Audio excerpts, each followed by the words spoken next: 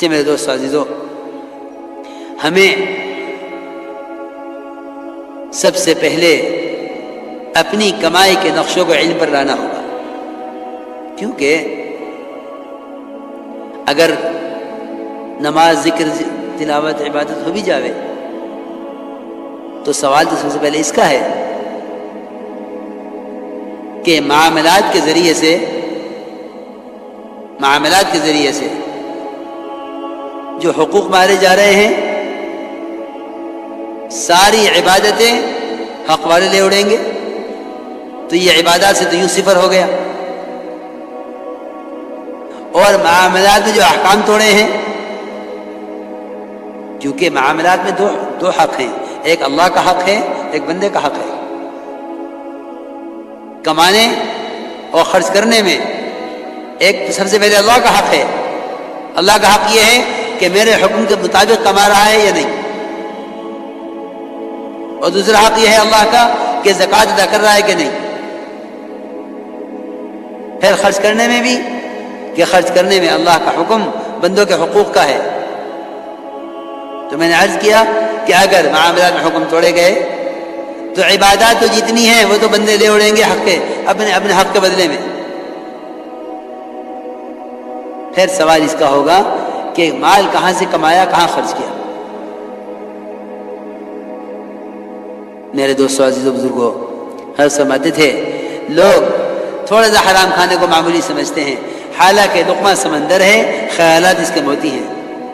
جیسی غذا ہوگی ویسے خیالات ہوں گے، جیسی غذا ہوگی ویسے خیالات ہوں گے۔ اس لیے سب سے پہلا سوال میرے نزدیک عبادات سے پہلے مسئلہ معاملات کا ہے، کیونکہ طہارت نماز سے پہلے ہے، طہارت نماز سے پہلے ہے۔ دیکھو میرے دوستو، طہارت یہی نہیں ہے کہ غسل کر لیا، وضو کر لیا، نہیں۔ علماء نے لکھا ہے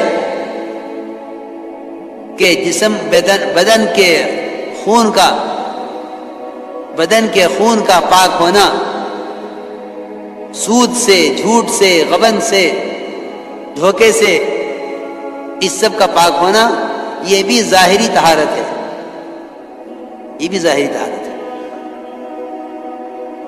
یہ سب سے پہلے اپنے معاملات کو حکم پر لاؤ، معاملات کو حکم پر لاؤ، کیونکہ طہارت عبادت سے پہلے ہے۔ معاملات کو حکم پر لاؤ۔ سود کا ایک لقمہ خدا کی قسم سگی ماں کے ساتھ 70 مرتبہ زنا کرنے سے زیادہ گندگی اپنے اندر رکھتا ہے۔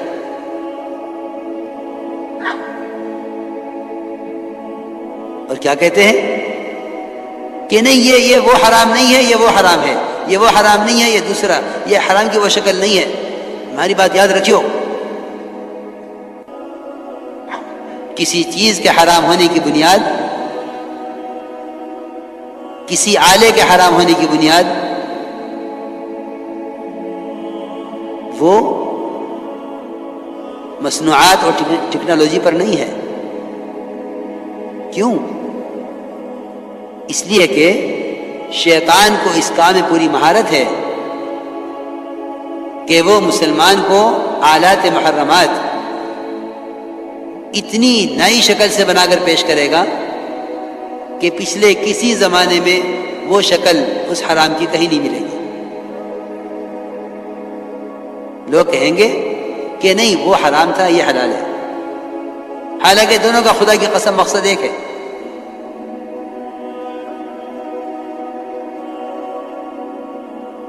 دونوں کا مقصد ایک ہے، یہ بھی حرام ہے، یہ بھی حرام ہے۔ شکل کے بدلنے سے حکم نہیں بدلتا۔ سوال اس کا ہے کہ اس حرام آلے سے کیا چیز تیار کی جا رہی ہے۔ اگر وہ چیز اس سے پہلے اس کے بغیر تیار کی جاتی تھی تو اب صرف اس کے تیار کرنے کا طریقہ بدلا ہے، حرام اپنی جگہ موجود ہے۔ اسی لیے حدیث میں بہت تاکید سے فرمایا، بہت تاکید سے، الحلال بین والحرام بین۔ یہ جو مشتبہات ہیں، یہ کیا چیز ہے درمیان میں؟ کہ یہ درمیان میں جو چیز ہے، یہ حرام کی وہ شکل ہے جس کو معروف طریقے سے بدل دیا گیا ہے۔ اب یہ کہتے ہیں کہ نہیں وہ حرام ہے، یہ حلال ہے۔ حالانکہ کام دونوں کا ایک ہے. اس لیے میرے دوستو عزیزوں، تقوی کے بغیر تو مسلمان زندگی کے کسی شعبے میں کامیاب ہو نہیں سکتا. اور یہ بھی یاد رکھنا کہ تقوی کے بغیر یہ کوئی برکت، کوئی نصرت، اللہ کا کوئی وعدہ اپنے لیے پورا نہیں کرا سکتا، کیونکہ اللہ تعالیٰ نے جو وعدے کیے ہیں محض تقوی پر کیے ہیں. من یتق اللہ یجعل لہ مخرجا، پہلا وعدہ یہ ہے تقوی پر کہ ہم متقی کے لیے نکلنے کا راستہ بنائیں گے، چاہے ساتوں آسمان زمین ملا دیے جاویں، ان کے درمیان ایک آدمی کو بند کر دیا جاوے اور وہاں اس کو حرام کا موقع دیا جاوے اور یہ بچ کر بھاگنا چاہے تو اللہ ساتوں آسمان زمین سے نکلنے کا راستہ بنائیں گے. اللہ نے کیا ہے. یوسف علیہ السلام نکلتے چلے گئے، سارے دروازے بند تھے. اگر ایک اگر بیٹھ جاتے کہ حرام سے بچنے کا موقع نہیں ہے، نہیں، ایسا نہیں ہے، بلکہ جو حرام سے بچنا چاہتا ہے راستے اس کے لیے کھلتے ہیں. یہاں کے زمانے میں طے ہو گیا ہے کہ کیونکہ حالات ایسے ہیں اس لیے ارادہ ہی نہ کرو حرام سے بچنے کا. کہاں تک بچیں؟ پہلا وعدہ تقوی پر یہ ہے کہ ہم نکلنے کا راستہ بنائیں گے. یوسف علیہ السلام کے لیے سارے دروازے کھلتے چلے گئے. پھر یہ بھی نہیں کہ تم ایک دفعہ بچو گے تو ہم تمہیں بچا کے تمہیں کامیاب کر دیں گے، کہ نہیں، ہم تمہارے تقوی کا امتحان لیں گے. تقوی کا امتحان یوسف علیہ السلام کا جیل میں جانا ہے کہ دیکھیں وہاں جا کر ایسا تو نہیں کہ جیل سے تنگ آ کر واپس حرام کی طرف آویں، کہ نہیں، میں اس حرام سے اپنے آپ کو بچاتا ہوں، چاہے جیل مل جاوے. رب السجن احب الیہ، کہ جیل زیادہ پسند ہے مجھے اس حرام سے. جیل میں دعوت دیتے رہے آنے والوں کو، اللہ کی توحید کی دعوت پہلے دی اور خواب بیان کرنے والوں، خواب پیش کرنے والوں کے خواب کی تعبیر بعد میں دی. وہاں بھی پھر تنبیہ ہوئی کہ نجات پانے والے سے کہہ دیا تھا کہ میرا ذکر کر دینا بادشاہ کے سامنے. اللہ کی شان کہ وہاں شیطان نے یوسف علیہ السلام کو اللہ کی یاد بھلا دی. انسا الشیطان فانسا الشیطان ذکر ربی، ذکر ربی یوسف. یہاں علماء نے تفسیر کی ہے کہ یوسف علیہ السلام کو شیطان نے اس وقت اللہ کی یاد بھلا دی کہ ہم سے کیوں نکاح نکلنے کے لیے جیل سے جب آنے کے لیے ہم سے کہا تھا، بادشاہ کے پاس کیوں کہلوایا. سنو، تو میں عرض کر رہا تھا کہ تقوی پر اللہ رب العزت ہر تنگی سے نکالیں گے. دوسرا وعدہ یہ ہے کہ یہ تقوی اختیار کرے گا ہم اس کے لیے اس کو ایسی جگہ سے رزق دیں گے جہاں اس کا گمان خیال نہیں پہنچے گا. اور ایک یہ فرمایا کہ ہم متقی کام میں آسانی پیدا کر دیں گے.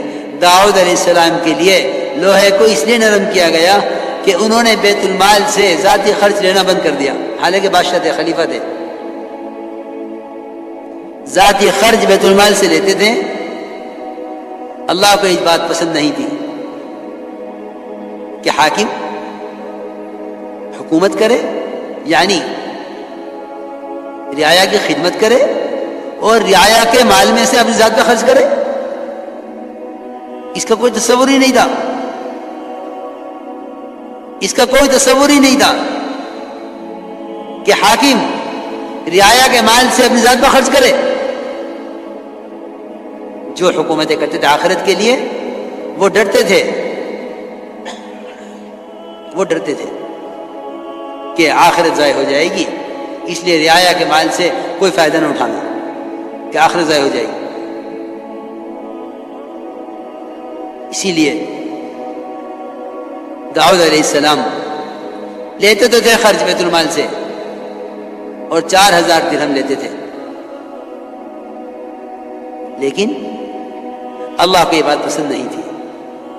اللہ تعالیٰ نے داؤد علیہ السلام کے، کیونکہ ان کا معمول یہ تھا کہ وہ رات کو بہ بدل کے پھرتے تھے اور پوچھتے تھے لوگوں سے کہ تمہارا بادشاہ جو ہے داؤد یہ کیسا آدمی ہے، تاکہ لوگ میرا حال بتاویں. آج تو کوئی اس کے لیے بھی تیار نہیں، کوئی ٹوک دے اس کو تو اس کو اپنا محسن سمجھے. وہاں تو کوشش یہ تھی کہ بھیس بدل کے پھرو تاکہ ہمارے بارے میں لوگ صحیح رائے قائم کر سکیں.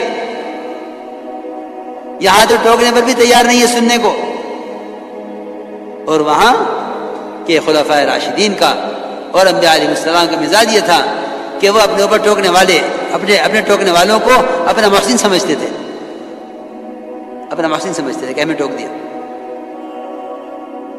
معاویہ رضی اللہ تعالیٰ عنہ 5 جمعہ تک کہتے رہے مال ہمارا ہے، ایک بڑی میں نے ٹوک دیا، فرمایا بڑی میاں کہ اللہ تمہیں جزائے خیر دے، تم نے مجھے زندگی بخش دی، ورنہ میں تو مر رہا تھا، کیا میرے اندر کوئی خیر نہیں ہے کیونکہ مجھے ٹوکا جانا ختم ہو گیا۔ وہاں داؤد علیہ السلام بیل بدل کے رات کو پوچھتے لوگوں سے داؤد کیسا آدمی ہے، لوگ کہتے بڑا اچھا آدمی ہے، بڑا نیک آدمی ہے۔ ایک اللہ نے ایک فرشتے کو کھڑا کر دیا راستے میں، اس سے بھی پوچھا فرشتے سے انسان سمجھ کے کہ بھائی یہ تو بتاؤ یہ داؤد کیسا آدمی ہے؟ میں نے کہا ہاں آدمی تو بہت اچھا ہے مگر ایک کمی ہے ان کے اندر، کہ کمی یہ ہے کہ یہ بیت المال سے اپنا ذاتی خرچ نکالتے ہیں، خود کما کے نہیں خرچ کرتے اپنی ذات پر۔ اسی وقت دے کر لیا کہ اب بیت المال سے خرچ نہیں لینا۔ ایسے ہوتے تھے حاکم۔ چنانچہ وہاں تو دے کر لیا کہ بیت المال سے نہیں لینا، اب کیا کرے؟ تو اللہ تعالیٰ نے کام دیا کرنے کے لیے، اور سب سے مشکل کام کہ جنگ میں پہننے والی زرہ بناؤ، جنگی زرہ تیار کرو، ایک کڑی برابر کی بناؤ اور زرہ کھلی بناؤ، اور سہولت کیا کی؟ من یتق اللہ یجعل لہ من امرہ یسرا، کہ لوہے کو ان کے لیے گوندھے ہوئے آٹے کی طرح نرم کر دیا، جب تک ایک کڑی تیار نہیں ہو جاتی وہ نرم رہتی، بالکل آٹے کی طرح، گوندھے ہوئے آٹے کی طرح۔ ایک وعدہ یہ ہے کہ ہم تقوی اختیار کرنے والی کی پچھلی ساری معاف کر دیں گے اور اگلی زندگی میں اس کے عمل کے اجر کو بڑھا دیں گے۔ من یتق اللہ یکفر عن سیئاتہ ویعظم لہ اجرا۔ تو میں عرض کر رہا تھا میرے دوستو عزیزو کہ سب سے پہلے تقوی لاؤ کمائیوں میں، کیونکہ زنا کرنے والا، چوری کرنے والا، جھوٹ بولنے والا، شراب پینے والا، کسی کو اللہ نے نہیں فرمایا کہ یہ اللہ کے رسول سے جنگ کرنے والا ہے سوائے سود کھانے والے کے۔ یہ فرمایا کہ اگر سود سے باز نہیں آتے تو یہ اللہ کے رسول سے اعلان جنگ کیے ہوئے ہیں۔ اس لیے میرے دوستو عزیزو معاملات کو حکم پر لاؤ، پھر دیکھو برکتیں کہ معاملات کو حکم پر لاؤ۔ اگر معاملات حکم پر آ گئے تو گویا عبادات میں کمال پیدا ہو گیا، اور عبادات کا کمال تو اخلاق اور معاشرے میں سب چیزوں میں کمال پیدا کر دے گا، کہ عبادات تو تمام چیزوں میں کمال پیدا کرنے کے لیے ہے۔ اس لیے ہمیں دعوت کے ذریعے اپنی پوری زندگی کو بدلنا ہے، دعوت کے ذریعے پوری زندگی کو بدلنا ہے۔